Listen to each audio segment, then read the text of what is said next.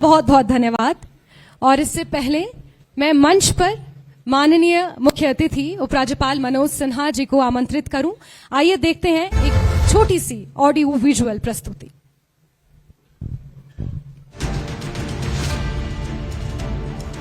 अगर एक तस्वीर 1000 शब्दों के बराबर होती है तो जम्मू कश्मीर के लेफ्टिनेंट गवर्नर मनोज सिन्हा की ऐसी अनेक तस्वीरें उनके सफल और लोकप्रिय प्रशासक होने का प्रमाण है। बीएचयू के छात्र संघ अध्यक्ष का पद हो या गाजीपुर का सांसद और फिर पीएम मोदी की पहली सरकार में मंत्री का पद, मनोज सिन्हा ने हर भूमिका में अपनी अलग छाप छोड़ी है। जम्मू कश्मीर से धारा 370 हटने के बाद मनोज सिन्हा ने अगस्त 2020 में उपराज्यपाल का पद संभाला और कानून के राज वाले अपने पुराने फॉर्मूले पर काम शुरू किया। Jammu Kashmir rule of law से चलेगा। विकास की धारा को अगर कोई अवरुद्ध करना चाहता है तो अवरुद्ध नहीं होने दिया जाएगा। लोकतांत्रिक संस्थाओं को सशक्त बनाने और व्यवस्था में आम लोगों की भागीदारी सुनिश्चित करने के लिए जम्मू कश्मीर में पहली बार डीडीसी के चुनाव कराए। सरकारी विभागों में सालों से बैठे आतंकवादियों के हमदर्द और भ्रष्टाचारियों की जड़ पर प्रहार किया। जनता तक पारदर्शी तरीके से योजनाओं का सीधा लाभ पहुंचाने के लिए नए पोर्टल्स और रियल टाइम ट्रैकिंग सिस्टम की शुरुआत की। कोने कोने तक विकास की रोशनी पहुंचाने के लिए सड़क, स्कूल और अस्पतालों के निर्माण का ब्लूप्रिंट तैयार किया। योजनाओं को तीव्र गति से लागू करने का सिस्टम बनाया। इन्वेस्टमेंट के लिए उद्योगपतियों को प्रोत्साहित किया। इन्वेस्टमेंट समिट और सिंगल विंडो क्लियरेंस जैसी योजनाओं से निवेश का नया रिकॉर्ड बना। पर्यटन स्थलों का विकास और विस्तार किया, जिससे पर्यटकों की संख्या ने भी सारे रिकॉर्ड तोड़ दिए। मनोज सिन्हा ने 2024 में निष्पक्ष तरीके से विधानसभा चुनाव कराकर इतिहास रचा। वोटिंग के सारे रिकॉर्ड टूट गए। आतंकवाद और अलगाववाद के खिलाफ जीरो टॉलरेंस की नीति वाले सख्त मनोज सिन्हा आतंक पीड़ितों के सबसे बड़े हमदर्द बने। 3 दशकों से इंसाफ की आस में बैठे आतंक पीड़ित परिवारों को सरकारी नौकरी के जरिए जीने का नया संबल दिया। मैं आपको भरोसा देता हूं कि पूरे सपनों का वक्त बीत चुका है। भय भ्रष्टाचार से दुर्दशा फैलाने वालों का समय अब जम्मू कश्मीर से खत्म हो गया। आज जम्मू कश्मीर आत्मविश्वास और विकास के रास्ते पर है। पत्थर, हिंसा, हड़ताल, धमाके और धुएं वाले जम्मू कश्मीर को चमकते दमकते और खिलखिलाते जम्मू कश्मीर में बदलने वाले शिल्पकार हैं मनोज सिन्हा, जिनके हाथों 15 अगस्त 2022 को लॉन्च हुआ था न्यूज 18 JKLH, जो आज बन चुका है जम्मू कश्मीर की सशक्त आवाज। तो उपराज्यपाल साहब, आप जम्मू कश्मीर की नए जम्मू कश्मीर की प्रेरणा है और साथ ही साथ जिस तरह से यहाँ की तहजीब है, गंगा जमुनी रवायत है और यहाँ की खूबसूरत, यहाँ की रूहानियत के आप सच्चे पासबान हैं। मैं मंच पर आमंत्रित करती हूँ उपराज्यपाल मनोज सिन्हा साहब को। साथ ही मैं अनुरोध करती हूँ न्यूज 18 नेटवर्क के ग्रुप एडिटर कन्वर्जेंस माननीय श्री ब्रजेश कुमार सिंह जी को कि प्लीज मंच पर आएं और हमारे आज के मुख्य अतिथि को शॉल और मोमेंटो देकर सम्मानित करें।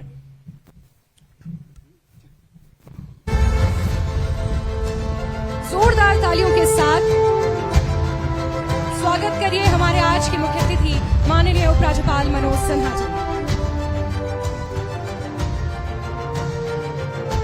तालियां रुकनी नहीं चाहिए।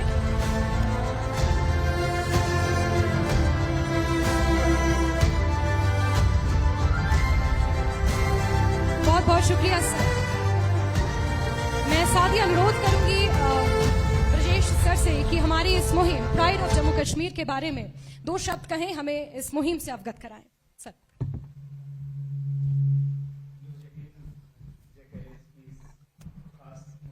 खास कार्यक्रम pride of Jammu and Kashmir कार्यक्रम में चीफ गेस्ट के तौर पर पधारे जम्मू कश्मीर के लेफ्टिनेंट गवर्नर आदरणीय श्री मनोज सिन्हा जी, इस हॉल में इस प्रदेश के तमाम हिस्सों से आए हुए डिस्टिंग्विश्ड गेस्ट जिनके आने से इस कार्यक्रम की शोभा बढ़ी है। हम लोगों ने इस कार्यक्रम का आयोजन करने की जो सोची, उसके पीछे पिछले 2 महीने के अंदर इस प्रदेश में जिस तरीके से नेचर की वजह से प्राकृतिक आपदाएं जिसे हम कहते हैं, नेचुरल डिजास्टर्स कहते हैं, इस जम्मू कश्मीर की आवाम को काफी परेशानियों का सामना करना पड़ा। बहुत सारी जिंदगियां तबाह हुई, बड़े पैमाने पर कैजुअलिटीज हुई, इन थाउजेंड्स घर टूटे, क्लाउड बर्स्ट, लैंडस्लाइड, इससे करीब 1.5 महीने तक यहां के लोग परेशान रहे। जम्मू कश्मीर का अगर हम इतिहास देखें, खासतौर पर नेचुरल डिजास्टर्स का, तो 2014 में इस श्रीनगर शहर ने जिस तरह की त्रासदी परेशानी झेली थी, उसके बाद से यह पहला बड़ा इस तरह का अनफॉर्चुनेट इंसिडेंट था। हजारों परिवार इससे परेशान हुए, उनकी लाइफ अफेक्टेड हुई, रोड से लेकर ब्रिजेस तक इन सबको डैमेज का सामना करना पड़ा। इन सब के बीच जम्मू कश्मीर का जो प्रशासन है, माननीय एलजी मनोज सिन्हा जी की अगुवाई में जिस तरीके से रेस्पॉन्ड किया, और सिर्फ एडमिनिस्ट्रेशन, पुलिस, इन्हीं सबसे जुड़े हुए ऑफिशियल्स और कर्मचारियों ने ही नहीं, बल्कि जो हमारी आर्मी है, जो हमारे पैरामिलिट्री फोर्सेस हैं, जो हमारा एनडीआरएफ है, हमारा एसडीआरएफ है, डॉक्टर्स हैं, हेल्थ वर्कर्स हैं, एनजीओज हैं, सोशल कल्चरल रिलीजियस ऑर्गेनाइजेशंस हैं, जिस तरीके से सबने कंधे से कंधा मिलाकर इस प्रदेश की आवाम को उन मुश्किल हालात से बाहर लाने में मदद की, हमें यह लगा इस प्रदेश की सशक्त आवाज के तौर पर कि हम ऐसे लोगों को जिन्होंने इस पूरे पीरियड के दौरान बहुत इंपॉर्टेंट रोल प्ले किया, लोगों को रिलीफ पहुंचाने में, उनकी जिंदगी को जो कि काफी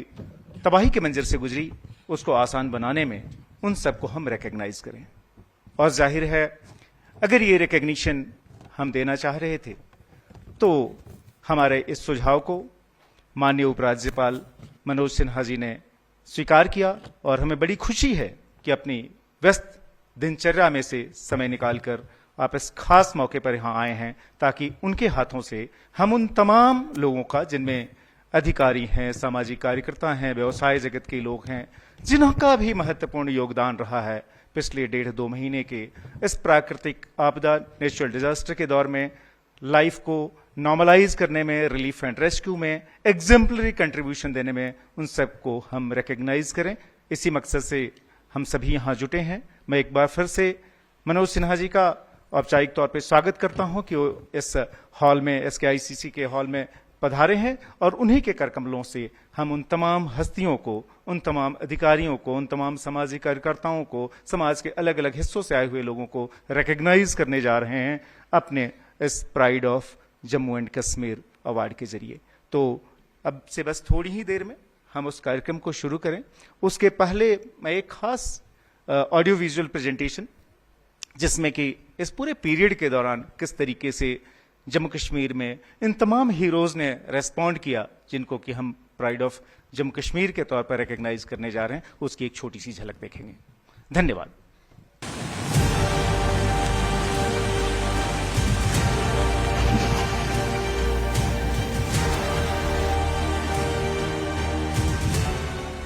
अगस्त के महीने में जम्मू कश्मीर पर कुदरत का चौतरफा कहर टूटा।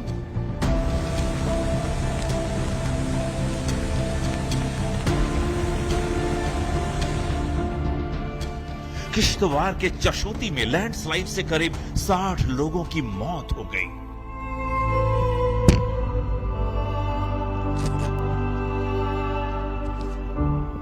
जम्मू कश्मीर अचानक आई इस आपदा से अभी उबरा भी नहीं था कि 26 और 27 अगस्त को बादलों ने तांडव कर दिया।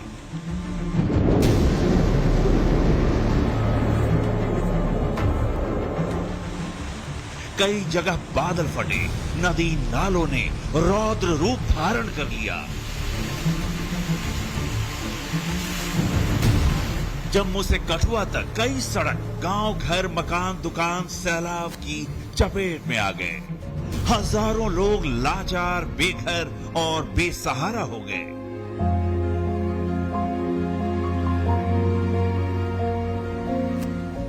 किसी को सैलाब ने घेर लिया, कहीं टूटी सड़कों ने रास्ता रोक दिया, कहीं मोबाइल सेवा ठप होने से लोगों का संपर्क टूट गया।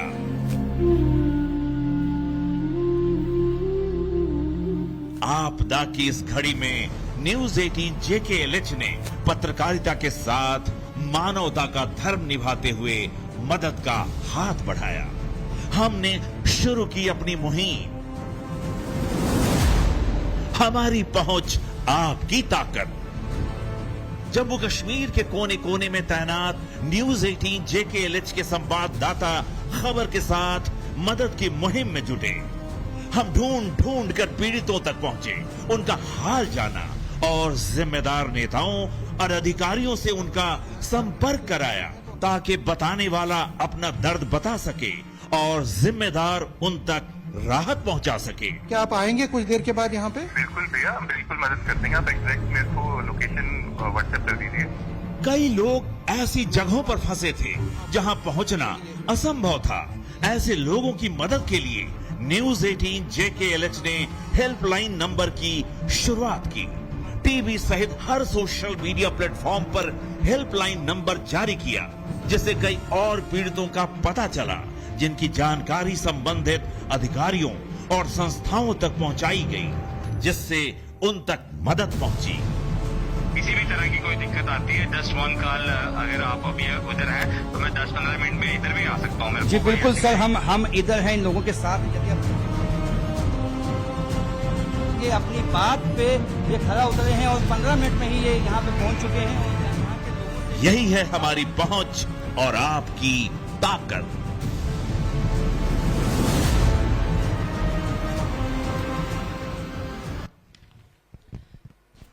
और जोरदार तालियों से हौसला बढ़ाइए मेहनत की स्याही से नए जम्मू कश्मीर की तकदीर लिखने वाले लीडर्स का। और अब मैं अनुरोध करूंगी उपराज्यपाल मनोज सिन्हा जी से कि उन तमाम लोगों का कि एक एक कर उन्हें मंच पर मैं आमंत्रित करूंगी और उन्हें सम्मानित किया जाएगा, क्योंकि प्राइड ऑफ जम्मू कश्मीर वो हैं। और जिस तरह से विपरीत परिस्थितियों में इन तमाम लीडर्स ने, जिसमें कुछ सोशल एक्टिविस्ट हैं, प्रशासनिक अधिकारी हैं, कुछ NGOs हैं, कुछ सोशल वर्कर्स हैं, सिविल सोसाइटी से जुड़े हुए कुछ लोग हैं, जिन्होंने बीते दिनों जम्मू कश्मीर ने जिस तरह से बाढ़ और आपदा का सामना किया उसमें अपने साहस का परिचय दिया और एक बार फिर से जम्मू कश्मीर को दोबारा अपने कंधों पर खड़ा करने का साहस दिखाया। सर, मैं एक एक कर सभी से अनुरोध करूंगी और सबसे पहले मैं मंच पर बुलाना चाहूंगी डिविजनल कमिश्नर जम्मू रमेश कुमार जी को। जोरदार तालियों के साथ जिस तरह से इन्होंने जम्मू रीजन में, जम्मू खित्ते में जो बरसात की वजह से बाढ़ और आपदा बादल की जो परिस्थितियां वहां पर हुई, अपने साहस का परिचय देते हुए जो रिहैबिलिटेशन के कार्य वहां पर किए, कई लोगों की जान चली गई और किस तरह से अपनी प्रशासनिक कुशलता और क्षमता के आधार पर उन्होंने दोबारा उन रीजन्स के लोगों को ढांढस बंधाया, हिम्मत बंधाई। बहुत बहुत कॉन्ग्रेचुलेशंस।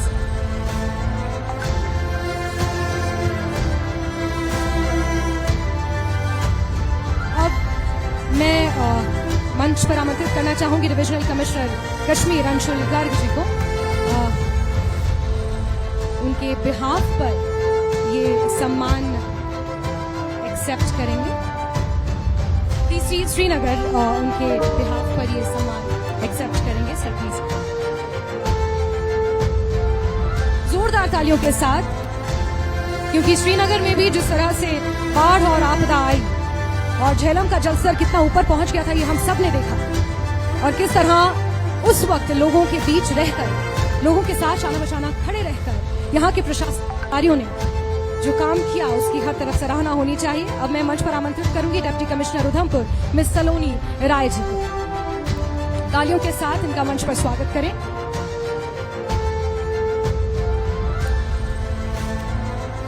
और उधमपुर भी बाढ़ से जिस तरह ग्रसित रहा, उनकी लीडरशिप में रेस्टोरेशन और रिहैबिलिटेशन के कार्यों को जिस तरह आगे बढ़ाया उनके नेतृत्व में, वो वाकई काबिल तारीफ है। मैंने कहा मैम, अब मैं बुलाना चाहूंगी डिप्टी कमिश्नर किश्तवाड़ पंकज कुमार शर्मा जी को, और उनके बिहाफ पर अवार्ड रिसीव करेंगे एडिशनल डीसी पासवान कोतवाल जी, पवन कोतवाल जी। मैं आपसे अनुरोध करूंगी कि मंच पर आएं प्लीज। और अगर हम जम्मू खित्ते की बात करें तो 10 के 10 जिलों में जिस तरह से बाढ़ और आपदा की वजह से वहां के लोगों का जीवन अभी तक पटरी पर नहीं लौट पाया है, और उसके लिए हमारे प्रशासनिक अधिकारी दिन रात लगे हुए हैं, डटे हुए हैं। उन्हीं के जज्बे को ये सलाम किया। मैं मंच पर आमंत्रित करूंगी JK bank led by mister Amitabh Chatterjee, managing director है, और उनके प्रतिनिधि इस अवार्ड को रिसीव करने के लिए यहाँ पहुंचेंगे। मैं अनुरोध करूंगी अगर उनके प्रतिनिधि यहाँ पर मौजूद हैं तो आए। चलिए, अब मैं अनुरोध करूंगी डिप्टी कमिश्नर बारामूला से मींगा शेरपा साहब मंच पर आए, और प्राइड ऑफ जम्मू कश्मीर से आपको सम्मानित किया जाएगा, क्योंकि बारामूला, और अगर हम जम्मू कश्मीर के संपूर्ण जम्मू कश्मीर की बात करें तो जिस तरह से हमने एक फिल्म भी देखी कि किस तरह से बाढ़ और आपदा ने यहाँ पर लोगों के जीवन को प्रभावित किया।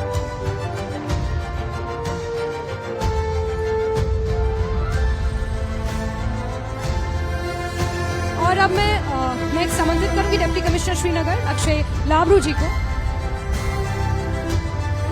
सर, उन्होंने बिहाफ पे लिया था, इसके बिहाफ पे।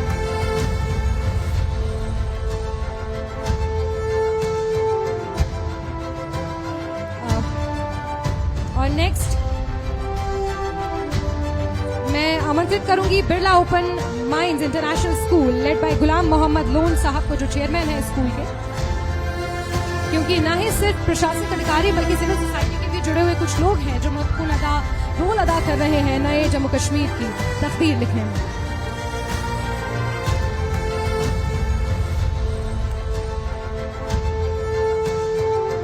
और अब मैं अनुरोध करूंगी 17 राष्ट्रीय राइफल इंडियन आर्मी के जवानों को कि वो मंच पर आएं, और जिस तरह से आर्मी के लिए तो जोरदार तालियां बनती हैं, क्योंकि सबसे पहले जहां बाढ़ और आपदा आती है आर्मी के जवान पहुंचते हैं, हम और आप पहुंचे ना पहुंचे।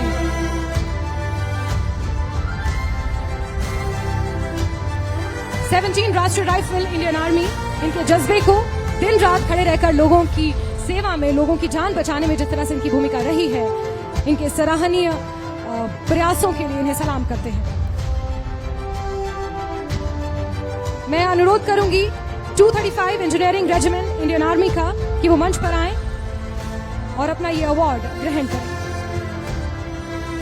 235 engineering regiment Indian army, the pride of Jammu Kashmir, जिन्होंने बाढ़ की परिस्थितियों में अपने साहस का एक बार फिर से परिचय दिया है।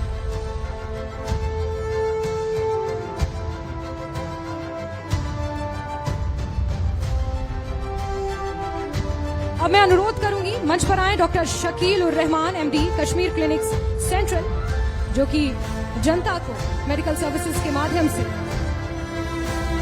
यहां पर सहूलियतें प्रदान कर रहे हैं और नए जम्मू कश्मीर में आधुनिकता का परिचय दे रहे हैं। मैं रिक्वेस्ट करूंगी कि मंच पर आए। और मैं नेक्स्ट अनुरोध करूंगी डिप्टी कमिश्नर जम्मू राकेश मिन्हास जी से कि प्लीज मंच पर आए और प्राइड ऑफ जम्मू कश्मीर से आपको भी नवाजा जाएगा, क्योंकि जम्मू में भी बाढ़ और बारिश से तबाही हुई है। इसके बाद मैं अनुरोध करूंगी मिस्टर तारिक डार जी का, एमडी है पश्मकार के, और पश्मीना जम्मू कश्मीर की एक पहचान है। फिर मैं अनुरोध करूंगी डिप्टी कमिश्नर अनंतनाग सईद फखरुद्दीन हामिद साहब का।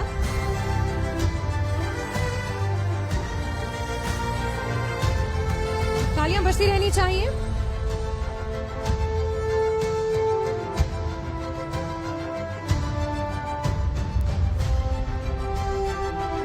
Doctor deputy commissioner Anantnag Saeed Fakhruddin Hamid साहब भी मंच पर आए। उसके बाद मैं रिक्वेस्ट करूंगी mister Ankush Gupta CEO buzzing bytes Jammu का।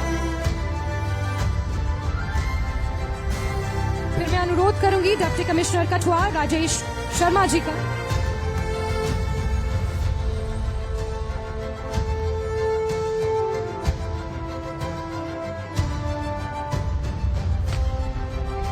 डिप्टी कमिश्नर कठुआ राजेश शर्मा जी का। उसके बाद principal GMC Jammu doctor Ashutosh Gupta ji,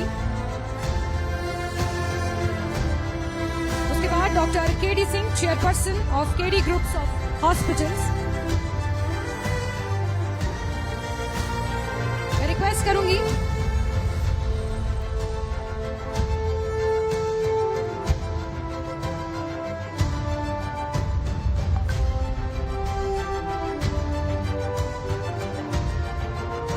doctor KD Singh, chairperson of KD group of hospitals, please. इसके बाद mister Haider Feroz Rangrez of Madras cloth house, please मंच पर आए।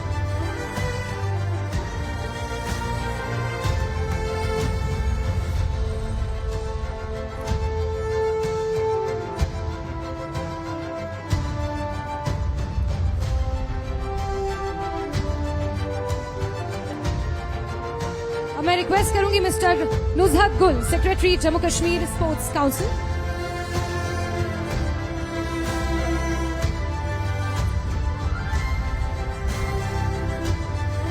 उसके बाद city university led by doctor Manbir Singh, pro vice chancellor.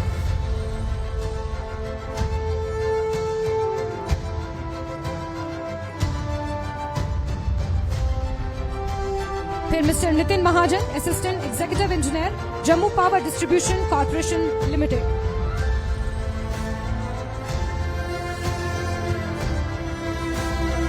Next, Arni university represented by Mr. Meher Unniza, Director of Operations, and Dr. Manish Kumar Srivastav, Pro Vice Chancellor.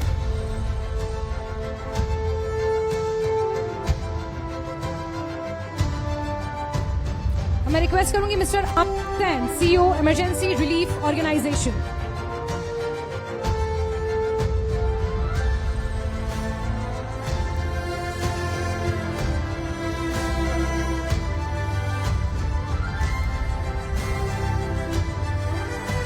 Mister Kaushal Parihar, junior engineer, Pradhanmantri Gram सड़क योजना, Kishtwar.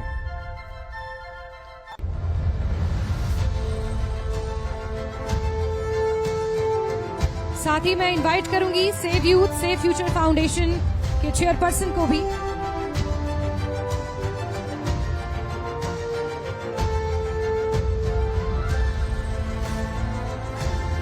Next मैं मंच पर बुलाना चाहूंगी Devansh Yadav, IAS commissioner, Jammu municipal corporation.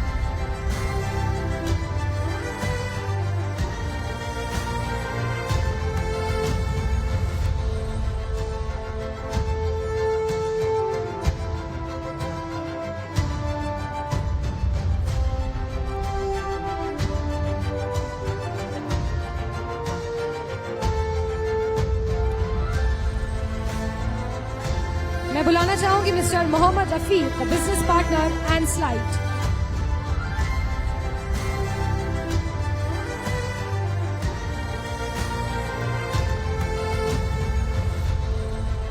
मैं मंच पर बुलाना चाहूंगी रोटरी क्लब कश्मीर के रिप्रेजेंटेटिव्स को भी।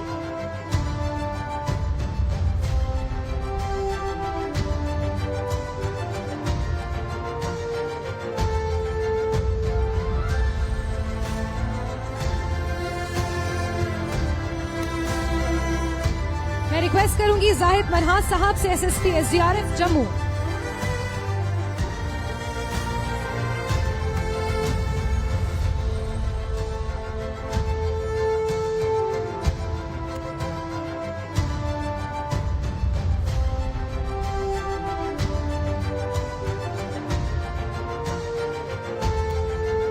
जाहिद मनहास साहब, एसएसपी एसडीआरएफ जम्मू।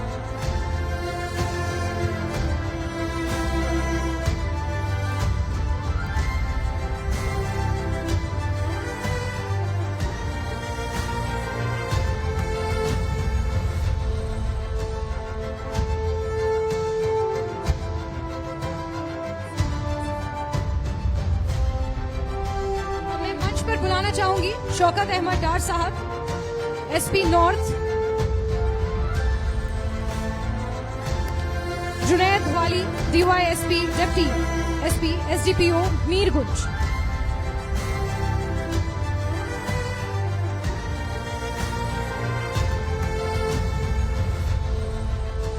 मैं मंच पर बुलाना चाहूंगी श्री शबीर अहमद खान साहब को, SP city south Srinagar. Shri Dheeraj Kumar, SDPO शाहिदगंज।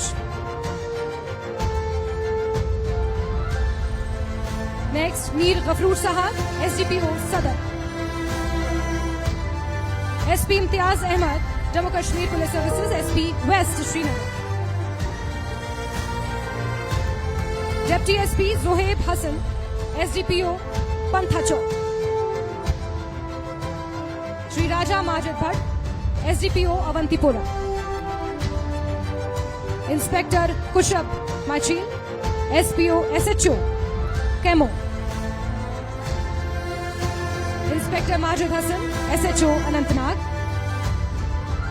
PSI Rais Ahmad Bhat, DO Firsar.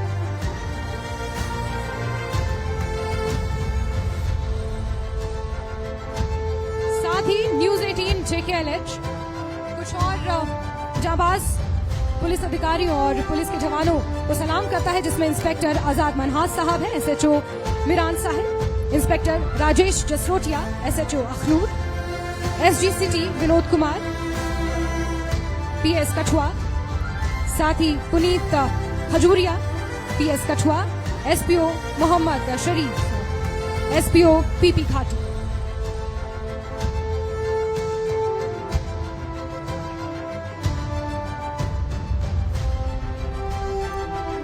साथ ही कुछ अन्य पुलिस अधिकारी हैं जिन्हें मैं मंच पर आमंत्रित करना चाहूंगी, अगर वो सभा सदन में मौजूद हैं। Doctor Shaukat Ahmad Dar, Junaid Wali sahab, Shabir Ahmad Khan sahab, SP city south Srinagar. Doctor Shri Dheeraj Kumar, SDPO Shahidganj. Mir Gafroor sahab, SDPO Sadar. SP Imtiyaz Ahmad sahab, SP west Srinagar. Deputy SP Shoaib Hasan sahab, SDPO Pantha Chowk. Shri Raja Majid Bhat, deputy SP SDPO Awantipora. Inspector Kushab Machel, SHO Kaimoh. Inspector Majid Hasan, SHO Anantnag. PSI Rais Ahmad Bhat, TO Firsar. मैं आप सभी से अनुरोध करूंगी कि जिनका मैंने नाम लिया प्लीज वो मंच पर आए, क्योंकि आप प्राइड ऑफ जम्मू कश्मीर हैं और विपरीत परिस्थितियों में आप जम्मू कश्मीर और जम्मू कश्मीर के आवाम के साथ शाना बशाना खड़े रहते हैं, इसलिए आपके जज्बे को सलाम किया जाता है।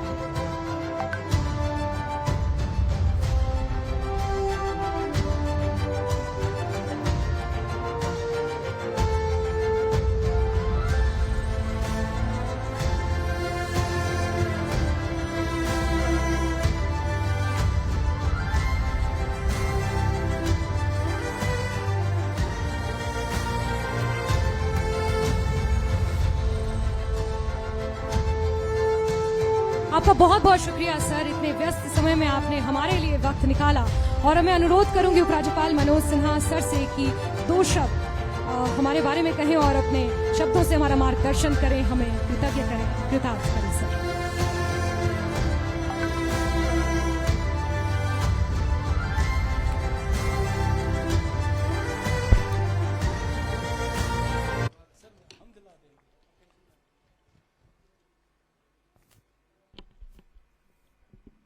ब्रजेश जी, नेटवर्क 18 ग्रुप के सभी साथी, सबसे पहले मैं उन सभी को अपनी हार्दिक बधाई और शुभकामनाएं देता हूं जिनको आज इस मंच से प्राइड ऑफ जम्मू कश्मीर के पुरस्कार से नवाजा गया है। मुझे विश्वास है कि जिस साहस, सद्भाव और निस्वार्थ सेवा का परिचय आपने दिया है, उससे इस सभागार में बैठे हुए और समाज के बाकी लोगों को भी प्रेरणा मिलेगी। बाकी लोगों को मिले या न मिले, इस सभागार में जो लोग बैठे हैं कम से कम उनको ही प्रेरणा मिली तो मैं समझूंगा कि इस आयोजन की एक बड़ी उपलब्धि है। जिन्हें पुरस्कृत किया गया है वह जम्मू कश्मीर के भिन्न भिन्न क्षेत्रों से आते हैं। उनका कार्य क्षेत्र, उनकी प्रोफेशनल लाइफ, ये भी अलग अलग है। लेकिन अगर उद्देश्य की बात मैं करूं तो उद्देश्य सबका एक है। चेतना के धरातल पर अगर मैं देखूं तो वो सभी एक ही तरह के काम में लगे हैं। और अगर संकल्प की बात करूं तो संकल्प भी एक ही दिखता है, बिना किसी व्यक्तिगत लाभ के इच्छा के दूसरों की मदद करना, ये मूल में उनके चरित्र का हिस्सा है। इस निस्वार्थ भाव की सेवा को मैं समझता हूं कि मानवता का सर्वोच्च कर्तव्य माना गया है। इससे कोई बड़ी उपलब्धि हासिल होती है ऐसा मैं नहीं मानता, लेकिन आत्मसंतोष इस काम में जितना मिलता है, आंतरिक खुशी इस तरह के कार्य के कारण जितनी मिलती है, मैं समझता हूं कि उसका कोई दूसरा सानी नहीं है। दूसरे किसी काम में इस तरह का सुख नहीं मिलता है। जो इंसान सहनशीलता, विनम्रता और परोपकार की भावना से दूसरों का दुख दर्द बांटता है, उसको समझने की कोशिश करता है, उनकी मदद करता है, सचमुच में वह जीवन के सही अर्थ को प्राप्त करता है। हमारे यहाँ शास्त्रों में भी कहा गया, महाभारत में धर्मराज युधिष्ठिर का एक श्लोक है जिसका जिक्र मैं करूंगा। न तो हम कामये राज्यम न स्वर्गम न पुनर्भवम कामये दुख तप्ता नाम प्राणी नामार्ति नाशनाम। अर्थात मुझे राज्य की कामना नहीं है, मुझे राज्य न मिले तो भी कोई बात नहीं, मुझे स्वर्ग भी न मिले तो भी चलेगा, लेकिन हे प्रभु, हे ईश्वर, मेरी कामना यही है कि जो लोग दुखी हैं मैं उनकी सेवा कर सकूं। मैं समझता हूं कि आज जिन्हें नेटवर्क 18 द्वारा प्राइड ऑफ जम्मू कश्मीर के पुरस्कार से सम्मानित किया गया है, वो इसी भावना के जीवंत प्रतिमूर्ति हैं। मैं मानता हूं कि जीवन के दौड़ में इंसान अनेक बड़े मुकाम हासिल करता है, धन, पद, पदवी, तमाम चीजें मिलती हैं, लेकिन दूसरों के कष्ट को दूर करके जो सुख इंसान को मिल सकता है, वही असली सुख हुआ करता है। मैं नेटवर्क 18 ब्रजेश जी, उनकी पूरी टीम, खासतौर से कश्मीर, लद्दाख, हिमाचल चैनल से जुड़े सभी साथियों का आभार व्यक्त करना चाहता हूं, जिन्होंने आज पुरस्कृत किए गए कर्मयोगियों के सेवा और त्याग को एक्नॉलेज करने का काम किया है और आज के इस समारोह के माध्यम से पुरस्कृत करके समाज के बाकी लोगों को भी प्रेरणा देने में एक मदद की है। नेटवर्क 18 का यह प्रयास आवाम को और सशक्त बनाने तथा प्राकृतिक आपदा में जीवन सुधार के कार्यों के लिए बाकी नागरिकों को भी प्रेरित कर सकेगा, ऐसा मुझे लगता है। मुझे विश्वास है कि इस सम्मान से न सिर्फ व्यक्तिगत सम्मान और प्रतिष्ठा में आपकी वृद्धि होगी, बल्कि लोगों को सामुदायिक विकास की प्रेरणा भी इससे प्राप्त हो सकती है। आज इस मंच से आवाम को एक बड़ा संदेश भी गया है। क्यों छाया साहब, आपको भी मिला है? अपने व्यक्तिगत लाभ की बात तो हर इंसान सोचता है, लेकिन ऐसे कम लोग होते हैं जो वह काम करते हैं जिससे दूसरे के जीवन में बड़ा बदलाव होता है, दूसरे को लाभ मिलता है। अवाम में मानवता के ऐसे सच्चे चेहरे भी हैं जो सुख को दूसरों के साथ बांटना चाहते हैं ताकि दूसरों का दुख दूर हो सके। और जिस समावेशी विकास की परिकल्पना हमारे संविधान निर्माताओं ने, नीति निर्माताओं ने की थी, उसे पूरा किया जा सके। एक दूसरा बड़ा संदेश जो इस मंच से जा रहा है वह यह है कि इंसान को प्रकृति के साथ तालमेल बनाकर, तादात्म्य बनाकर चलना सीखना ही होगा। आज सबसे बड़ी चिंता क्लाइमेट चेंज और उसकी वजह से बढ़ने वाली प्राकृतिक आपदाओं, नेचुरल कैलेमिटीज को लेकर के है। अभी बताया गया कि अगस्त का महीना जम्मू और कश्मीर दोनों संभागों के लिए बड़ा ही चुनौतीपूर्ण रहा, जम्मू के लिए विशेष रूप से चुनौतीपूर्ण रहा। जम्मू संभाग में सबसे ज्यादा प्रभावित जम्मू संभाग सबसे ज्यादा प्रभावित था। 10 जिलों में एक के बाद एक प्राकृतिक आपदाओं ने सामान्य जनजीवन को पूरी तरह से अस्त व्यस्त कर दिया था। लेकिन ये सिलसिला अगस्त से नहीं शुरू हुआ। ये मुझे लगता है कि ऑपरेशन सिंदूर के बाद से ही जम्मू कश्मीर में ये सिलसिला शुरू हुआ था, जब पाकिस्तान की सेलिंग के कारण बहुत सारे लोगों का घर बर्बाद हुआ, अनेक बहुमूल्य जानें गईं, अनेक नागरिक प्राकृतिक हादसा के शिकार हुए हैं, लोगों की संपत्ति का बड़ा नुकसान हुआ है, सरकारी इंफ्रास्ट्रक्चर की भारी तबाही हुई है और कई दिनों तक तो जीवन पूरी तरह से थम सा गया था। यही मंजर देश के बाकी हिस्सों में भी देखने को मिला। विशेष रूप से हिमालयन क्षेत्र के जो राज्य हैं वो भी भीषण प्राकृतिक आपदाओं का सामना कर रहे थे। अनेक नागरिक असमय हमसे बिछुड़ गए, सैकड़ों परिवारों की संपत्ति और घर का नुकसान हुआ, हजारों परिवारों के सर से छत चली गई। प्रशासन के एक आंकड़े के मुताबिक जम्मू संभाग में लगभग 42-4300 से ज्यादा घर पूरी तरह से तबाह हुए हैं। लगभग 32-3300 किलोमीटर से ज्यादा सड़कें और अनेक पुल, ब्रिज, छोटे पुल, वाटर सप्लाई की स्कीमें, power infrastructure, school, college, health infrastructure, अनेक संसाधनों को नुकसान पहुंचा है। मुझे लगता है कि अगर हम विचार करेंगे तो संसाधन तो फिर भी देर सवेर इकट्ठे किए जा सकते हैं। इंफ्रास्ट्रक्चर आज नहीं कल बनाया जा सकता है, लेकिन इस प्राकृतिक आपदा में जो अनमोल जानें गई हैं उनकी भरपाई किसी भी मुआवजे से नहीं हो सकती है।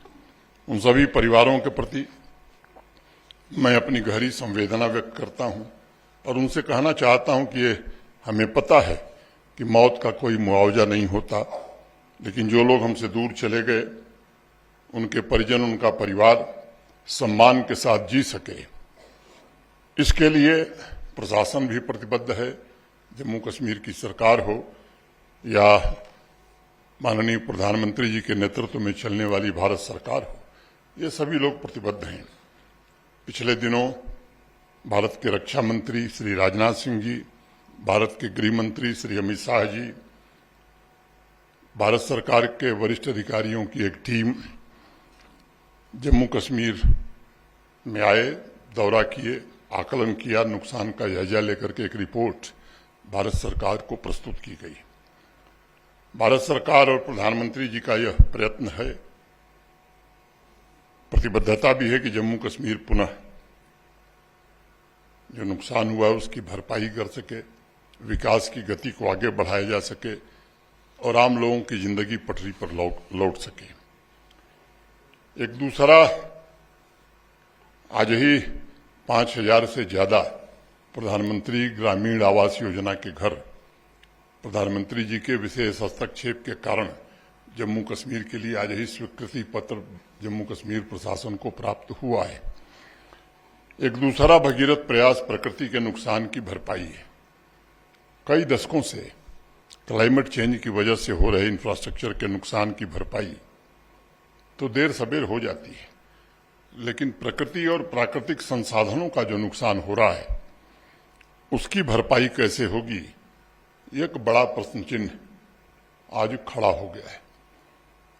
और आज यहाँ अनेक ऐसे इमरजेंसी रिस्पॉन्डर्स हैं, समाज के विभिन्न तबकों के लोग हैं, प्रबुद्ध लोग हैं।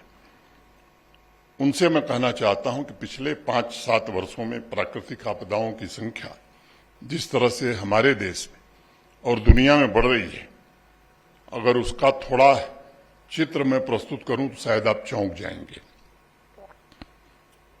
अनेक ऐसे भी लोगों को यहां सम्मानित किया गया जिन्होंने अपनी जान जोखिम में डालकर लोगों की मदद की। इस बात के भी वे गवाह हैं कि कहीं न कहीं प्रकृति के साथ हमारा जो सामंजस्य है, तारतम्य है, वो टूट गया है।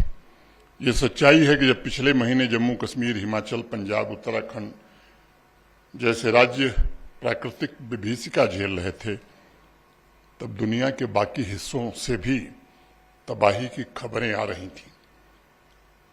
अमेरिका में इस वर्ष अभी तक 81 प्राकृतिक आपदाएं रिकॉर्ड हुई हैं और एक अनुमान के मुताबिक $182 बिलियन का नुकसान हुआ है। यूरोप का इस वर्ष का डेटा उपलब्ध नहीं है, लेकिन लास्ट ईयर 2024 का जो डेटा उपलब्ध है उस डेटा के मुताबिक नेचुरल कैलेमिटीज की वजह से $45 बिलियन का नुकसान वहां हुआ है। ये इस बात का संकेत देता है कि समय के साथ आपदा की घटनाओं की संख्या में लगातार वृद्धि हो रही है और अभी तक के अध्ययन के मुताबिक पिछले 50 वर्षों में प्राकृतिक आपदाओं में मोटे तौर पर 5 गुना से ज्यादा वृद्धि दर्ज की गई है। अगर वैश्विक आंकड़ों का औसत निकाला जाए तो प्रतिवर्ष पूरी दुनिया में 6000 से ज्यादा नेचुरल कैलेमिटीज का सामना मानवता को करना पड़ रहा है। यूनाइटेड नेशंस की रिपोर्ट के मुताबिक अगर ये स्थिति बनी रही तो 2030 तक विश्व को प्रतिदिन कोई न कोई एक प्राकृतिक आपदा रोज प्रभावित करेगी। पिछले वर्ष अगर पूरे विश्व में प्राकृतिक आपदाओं में हुए नुकसान का एक मोटी अनुमान आप लगाएंगे तो 2024 में कुल नुकसान लगभग $320 बिलियन का हुआ है और 15,000 से ज्यादा नागरिकों ने अपनी जान गंवाई है। अभी 2 दिन पहले मैं नासा के द्वारा पेरू में आए प्राकृतिक आपदा का नक्शा मैप देख रहा था। वहां एक पहाड़ है वल्लुन राजू, उसका पूरा एक बड़ा हिस्सा नीचे गिर गया और वो जो नीचे बसे हुई कम्युनिटी थी वो पूरी तरह से तबाह हो गई। प्राकृतिक आपदा की वजह से इस वर्ष मई के महीने में न्यूजीलैंड के शहर वेलिंगटन में इमरजेंसी घोषित करनी पड़ी। ये उदाहरण और आंकड़े इसलिए मैं आपके सामने रख रहा हूं क्योंकि समूचे समाज के कंधों पर प्रकृति और विकास के बीच संतुलन बनाने की एक बड़ी भारी जिम्मेदारी आ पड़ी है। एक तरफ हम अनिश्चित भविष्य की ओर तेज गति से बढ़ रहे हैं, बिजनेस से लेकर सोशल लाइफ में पूरी तरह से ट्रांसफॉर्मेशन हो रहा है। वहीं दूसरी तरफ प्रकृति का प्रकोप भी दिन प्रतिदिन बढ़ता जा रहा है। क्लाइमेट चेंज और अनसस्टेनेबल डेवलपमेंट की वजह से न सिर्फ ग्लोबल वार्मिंग या टेम्परेचर बढ़ रहा है बल्कि पूरी बायोडाइवर्सिटी भी बुरी तरीके से प्रभावित हो रही है। मैं विख्यात साइंटिस्ट स्टीफन हॉकिंग की एक महत्वपूर्ण बात आपके सामने रखना चाहता हूं। अभी 2 साल पहले उन्होंने कहा कि मानव द्वारा पृथ्वी का शोषण अपनी चरम सीमा पर पहुंच गया है, लेकिन मानव की जरूरतें, मानवीय मांगें और अपेक्षाएं ये लगातार बढ़ती जा रही हैं। हम अपने वायुमंडल को इस तरह तीव्र गति से प्रदूषित, समुद्र को विषाक्त और भूमि को नष्ट नहीं कर सकते क्योंकि यह अब और उपलब्ध नहीं है हमारे लिए। इसे एक बड़ी चेतावनी के रूप में हमें और आप सबको देखने की जरूरत है। मेरा आग्रह है कि समाज का हर वर्ग आगे आवे। बायोडाइवर्सिटी को बचाने में हमारी भी जिम्मेदारी है। इस जिम्मेदारी के भाव से हम भी इस काम में लगें। एक अन्य साइंटिस्ट हैं दुनिया के बड़े प्रख्यात डॉक्टर जेन गुडॉल। उन्होंने कुछ दिन पहले एक शोध किया, उनकी 4 लाइनें मैं कोट करना चाहूंगा। आप जो करते हैं उससे फर्क पड़ता है और आपको ये तय करना होगा कि आप खुद किस तरह का बदलाव लाना चाहते हैं। वहीं गांधी जी एक बात कहते थे कि जो बदलाव आप देखना चाहते हैं उसकी शुरुआत खुद से करिए। दिक्कत हमारी यही है कि हम बदलाव देखना चाहते हैं लेकिन खुद नहीं करना चाहते हैं। ये भाव अगर अब नहीं आया तो हम जिस मुहाने पर खड़े हैं बर्बादी के सिवा शायद हमें कुछ नहीं मिलेगा। मैं आप सभी का आह्वान करता हूं कि विकसित भारत और तीव्र विकास के लिए हमें पारिस्थितिक अखंडता और आर्थिक अखंडता दोनों साथ साथ बनाए रखनी होगी। आज यहाँ समाज के विभिन्न वर्गों के लोग हैं, प्रशासन के भी अनेक साथी हैं, इसलिए 2-3 बिंदुओं का जिक्र मैं करना चाहूंगा। ये सच है कि पिछले 5-6 वर्षों में जम्मू कश्मीर ने एक लंबी उड़ान भरी है, लेकिन ये भी सच है कि उड़ान पच नहीं रही है बहुत लोगों को। अभी भी ऐसे तत्व हैं जो भावनाएं भड़काकर भोले भाले नागरिकों को उकसाने का काम आए दिन कर रहे हैं। ऐसे लोगों से समाज के प्रबुद्ध जनों को जरूर निपटना चाहिए और उन्हें बेनकाब भी करना चाहिए। अलगाववादी तत्वों का इकोसिस्टम आईसीयू में है, ये बात सबको पता है। हमें ये सुनिश्चित करना होगा कि अब अलगाववादी तत्वों को कहीं से भी ऑक्सीजन न मिले। हमें ये देखना होगा कि अलगाववादी तत्व समाज में अपनी पकड़ या अपनी पहुंच बढ़ा न पाए। बड़ी पुरानी लोकोक्ति है हमारे यहाँ कि एक गंदी मछली सारे तालाब को गंदा करती है, और मैं मानता हूं कि एक अलगाववादी तत्व पूरे अवाम की शांति, समृद्धि और विकास को नष्ट कर देता है। इसलिए ऐसे तत्वों को समाज भी आगे आकर बेनकाब करे, उनकी सूचना सिक्योरिटी फोर्सेस को, पुलिस को दे, ताकि कानून के तहत जो कार्रवाई करनी है वो कार्रवाई की जा सके। अनेक ऐसे लोग जो बड़े महत्वपूर्ण माने जाते हैं, उनसे भी मैं निवेदन करूंगा कि आम जनता की भावनाओं को भड़काने से कुछ मिलने वाला नहीं है।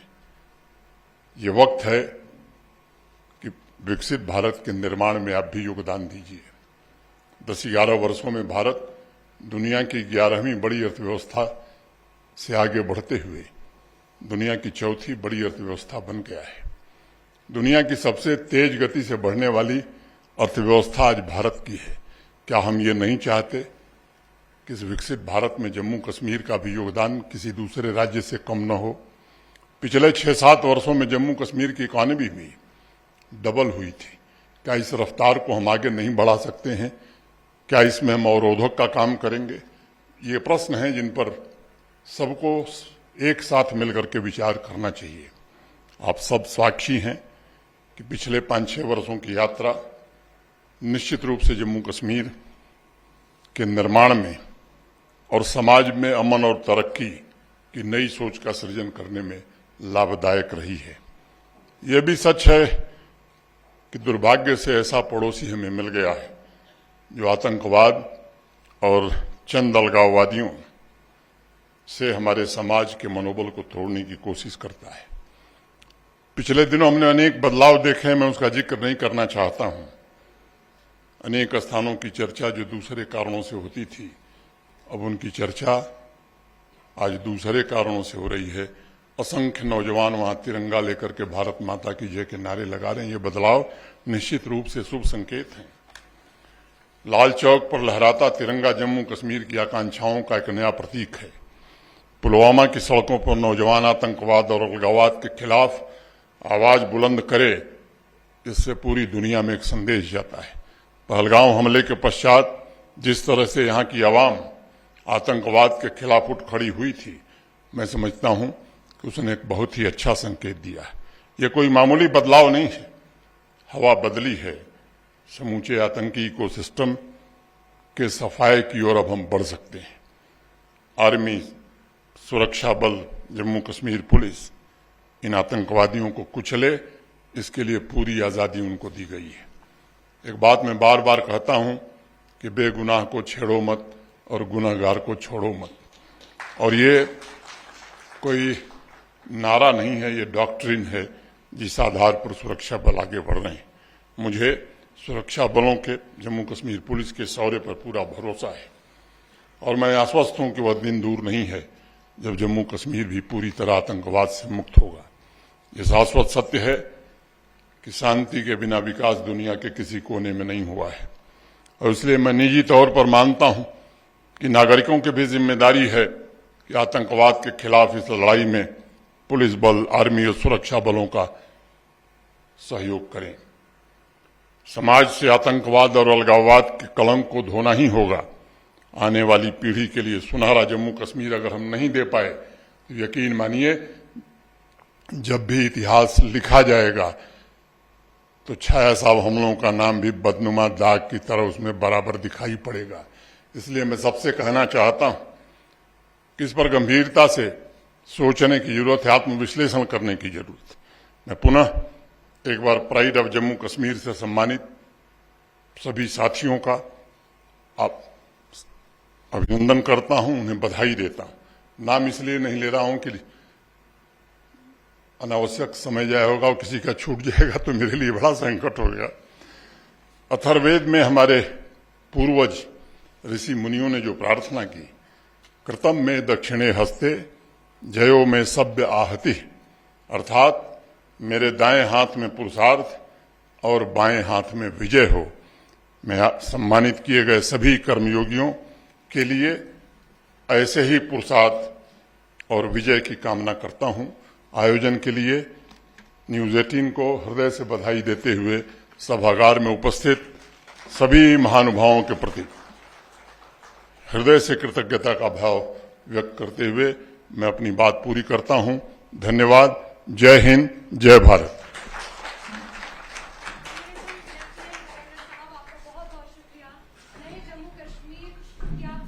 प्रेरणा है, सशक्त जम्मू कश्मीर की आप प्रेरणा है।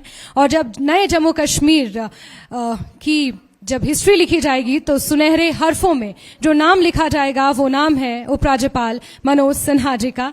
और इसमें कोई दो राय नहीं है कि यही कारण है कि यहाँ के प्रशासनिक अधिकारी प्राइड ऑफ जम्मू कश्मीर हैं। और अब मैं मंच पर बुलाना चाहूंगी न्यूज 18 JKLH के सीनियर एडिटर तेजेंद्र सिंह सोडी जी को कि वो कंक्लूडिंग रिमार्क दें और उपराज्यपाल मनोज सिन्हा जी का धन्यवाद अदा करें। माननीय उपराज्यपाल जी श्री मनोज सिन्हा जी, आपका बहुत बहुत धन्यवाद कि आपने अपने कीमती समय में से कुछ समय निकाला और हमारे इस कार्यक्रम की शोभा बढ़ाई। आपके लिए जब से आप जम्मू कश्मीर में आए हैं तो आपके लिए गुरबानी में से 2 पंक्तियां पढ़ूंगा।